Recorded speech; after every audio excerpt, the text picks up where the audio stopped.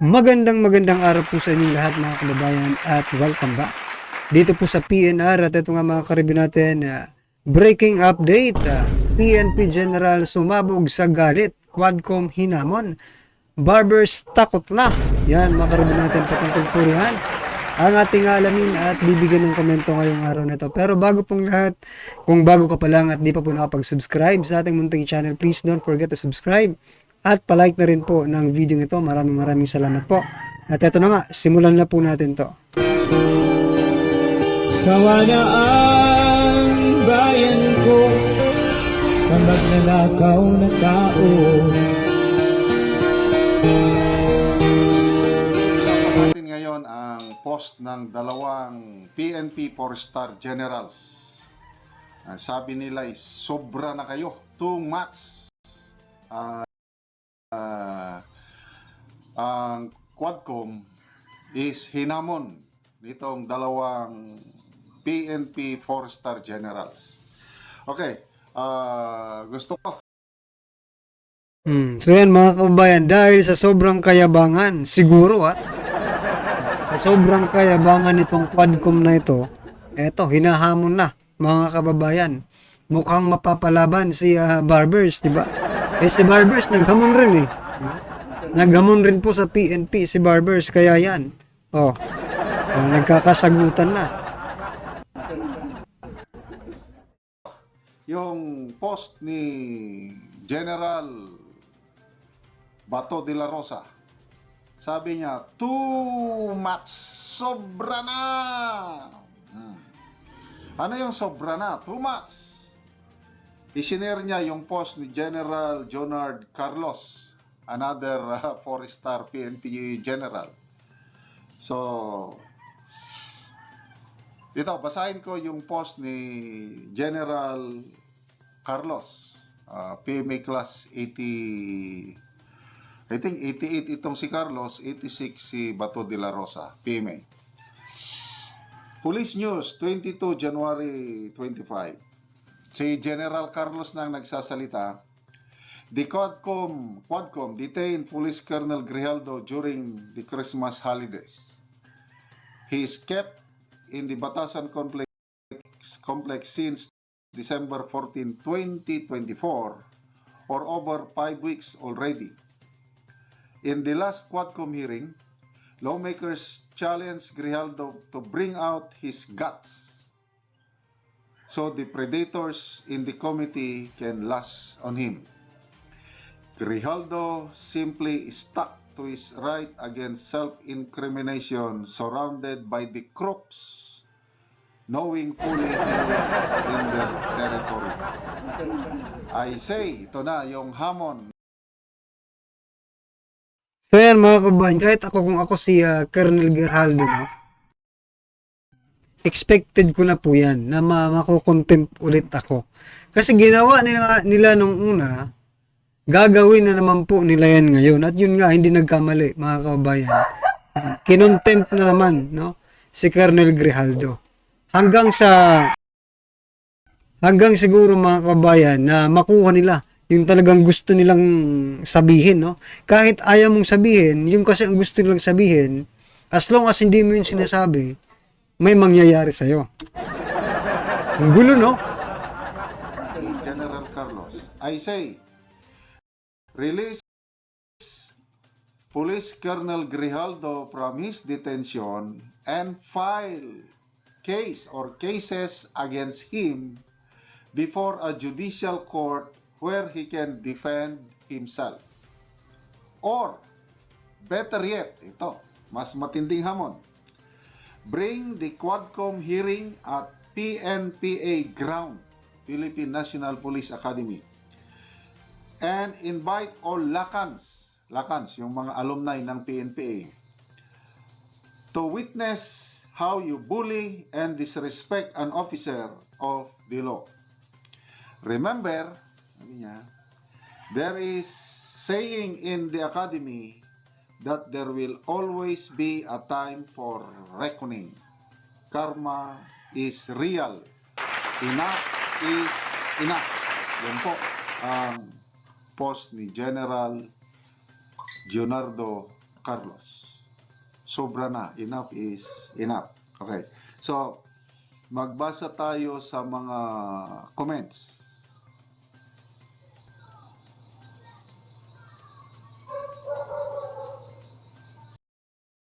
So yan mga kababayan, ano po ang inyong masasabi doon po sa paghahamon naman ng generals, no? Kasi talagang hindi mo talaga mapigilan. Tayo nga na hindi tayo nila kabaro mga kababayan. Medyo nasasakratan rin tayo, no?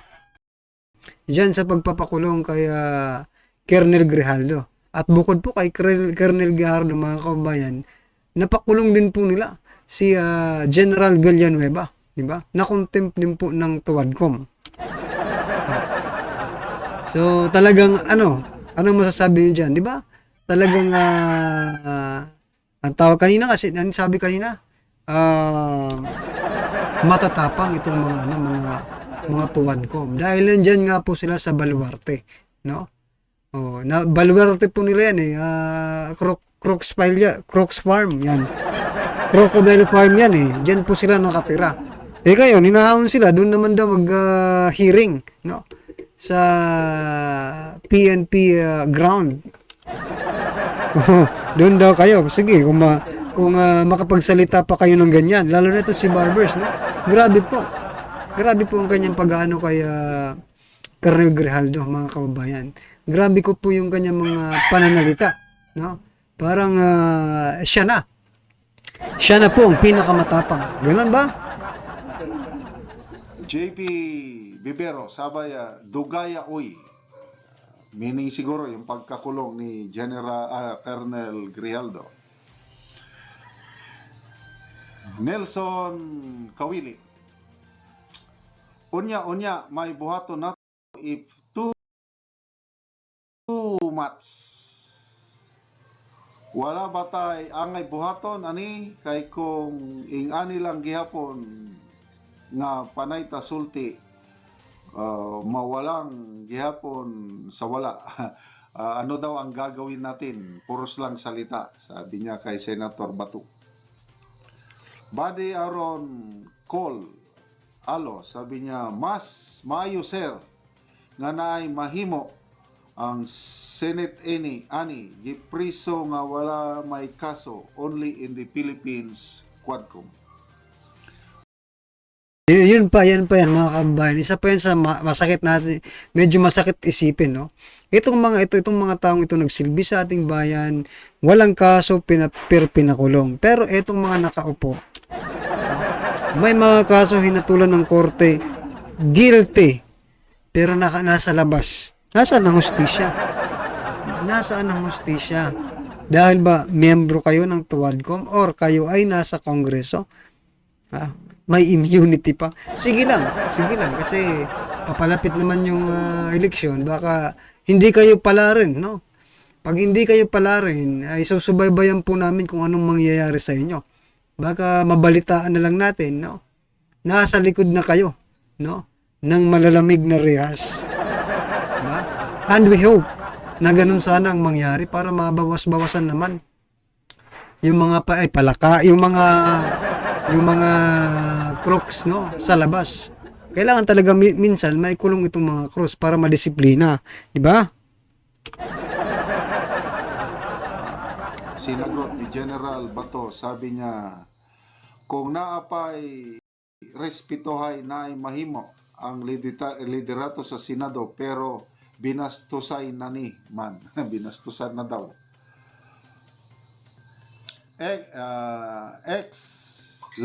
Liao, sabi niya, I place significant more trust in the word of a police officer or soldier than in that of the politicians who's done nothing but abuse their power. Totoo yan mga kababayan, no? Kailangan pa bang yan? Common sense na yan. Doon po tayo mas maniniwala, no? Sa mga opisyal na ito. Tingnan nyo, kung talagang makasalanan itong si General Villanueva, dapat walang kakampi ng mga police officers dyan. Pero bakit napakarami po ang nagsasabi at nagtatanggol na itong si General Villanueva ay napakalaki ng naitulong sa ating bansa in peace and order, no? Kaya hindi sila makapaniwala na mapapakulong po ito ng Tuwadcom. No? First time daw, mga kababayan. Kaya marami talagang nagalit dyan. No? Kung sino pa ang itinataya ang buhay, sila patuloy ang nakukulong nang dahil lang dyan sa Quadcom na yan. Dapat nga itong Quadcom ang makulong. Sangayon ba kayo? Sangayon ba kayo mga kababayan na yung Quadcom? No? Yung makulong. Sino bang Quadcom? Na marami yan eh. O sige, pipili lang tayo ng deserving na makulong. Dyan sa Quadcom na yan. Sino kaya? Hindi natin masabi kung sino, di ba? Marami kasi. Baka pwedeng sila na lang lahat. Nakaw po, mauubos. No? Yung membro ng Quadcom kapag nagkataon. Tess Cagara Perida. Parang nakakatakot na magbakasyon sa Pinas sa ganitong sistema ng gobyerno. So, taga-ibang bansa ito si Tess. Jingjing Arubo. Kung nagpakita ka o kaisog si Marbel nga ipaglaban iyang mga tauhan o mubarog, walay mo abusar. That's a simple logic. Pero kay takom iyang baba o wala siya igong pulong nga kondinahon o ang madismaya siya gibuhat. So wala daw ginagawa ang PNP chief kaya ganyan nangyayari. Sa AFP po magandang nangyari. Kasi 'di ba may dalawang army officer na nasasangkot doon sa alleged misuse ng confidential funds ni VP Sara. Iimbestigan sana. Kaya lang, hindi na nila itinuloy. Okay? Bahala na daw ang AFP mag-imbestiga doon sa dalawang army officer. So, ganon din sana ito. So, tama yung challenge ni General Carlos na kasuhan na lang. I-release din kasuhan kung anong kaso. Or, ilipat ang Quadcom hearing sa PNPA grounds na nandun ang mga PNP. Tingnan natin kung anong nangyari. Post. Pag ginawa yan mga kababayan, baka itong daldal ni Barbers, no, itong panduduro-duro ni Paduano, baka hindi na nila magawa yan. Kasi palilibutan sila ng mga PNP no? Mga retired, mga PNP. Sabihin natin mga retired, mga generals na retired or mga basta police mga kababayan, nandun yan, di ba? Sige nga, magsalita pa kayo. Pero walang dalang armas yan, ha? Nandun lang yan, nakatayo, nakatingin sa inyo. Sige nga, tingnan natin kung makapagsalita pa kayo ng ganyan.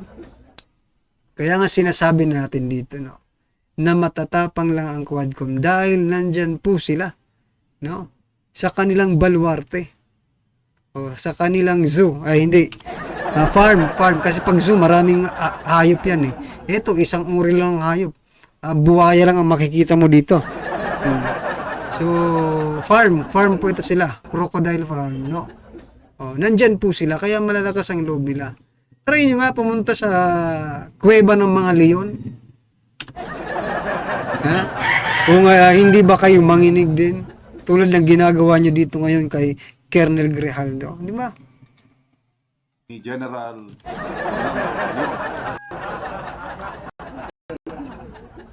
10 hours ago, post niya ito. The curse is finally setting in. Curse sa Ilocano, lunod, sa Bisaya, tunglo, sa Tagalog. Ano bang Tagalog ng curse? Sumpa. Sumpa. So, sino ang sinumpa? Ang tinutukoy ni General De Leon ay ang post ni Doc Lorraine Badoy tungkol sa Marcos family, specifically tungkol kay Senator Amy Marcos. So basahin ko itong post ni Doc Lorraine Badoy. This is what I mean by blood money. When your father, meaning Marcos Sr., steals from the Filipino people to the point where he is given the distinction by the Guinness World Record as the greatest plunder by a government official. Yes. So yan mga kababayan, nabura po daw yung Guinness World of Record na yan na hindi daw sila magnanakaw, di ba? Pero maging ganun pa man mga kababayan, lumabas ang ano yan, lumabas po ang titulong yan. Ibig sabihin, mayroon pong pinagbasihan ang titulong yan. Although sinasabi nila ngayon, wala na. Wala na pong yung title na yan. But still, it is existed, no? Nag-exist po yan at may pinagbasihan. No? At eto nga ang pinagbasihan yan. Recorded po yan. Hindi mo na mabubura. Publicize yan throughout the world. Marcos Sr., the greatest plunder sa buong mundo. And you have money coming out of your ears, but guess what? You become a family of blank friends. Hindi ko babanggitin kay masama yung ano. Generations hence, sakit noon. It's like what Robin Williams said, blank. Again, masama yung word. Blank was God's way of saying, I had too much money. And you have all the money in the world to have all the plastic surgery you want. And end up looking like a goldfish. Kasi may pinablis dito ni Doc Badoy na itsura, picture ni Senator Amy. Grabe naman po yung goldfish. Hindi naman itong goldfish siguro. Tingnan nyo, maganda na nga eh. No? Pero mangga nga lang. Yun, no? Kahit anong ganda mo, no? Kahit anong ganda mo, basta ikaw ay mangga, ay baliwala pa rin yan. Hindi ka pa rin tatangkilikin ng taong bayan. Well, anyway, mga kabayan, for your information lang. Kasi balita eh, no? Share na lang din natin about dito kay Senator Amy Marcos. Senator Amy Marcos, gumastos na po ng 1 billion mahigit, mga kababayan, sa advertisement. Para sa 2025 midterm election. Isipin nyo yan, ha? 1 billion na po ang nagagastos. Ang tanong, saan sila galing ng bilyones na yan? Baka ang sagot ay baka galing naman sa kaibigan, di ba? Kasi mahilig naman sila dyan eh. Di ba? Kaibigan po yung nagbayad yan. Di ba? Gaya nga po ng yung Duran-Duran, di ba sinasabi ng company PBBM na kaibigan daw nila yung nagbayad. So, okay. Okay, tanggapin natin kasi yun naman talagang sinasabi nila. Ngayon, itong mga kaibigan ninyo, ano ang kondisyon? Gagastos sila ng bilyones para sa pagkandidatura mo? What is the condition?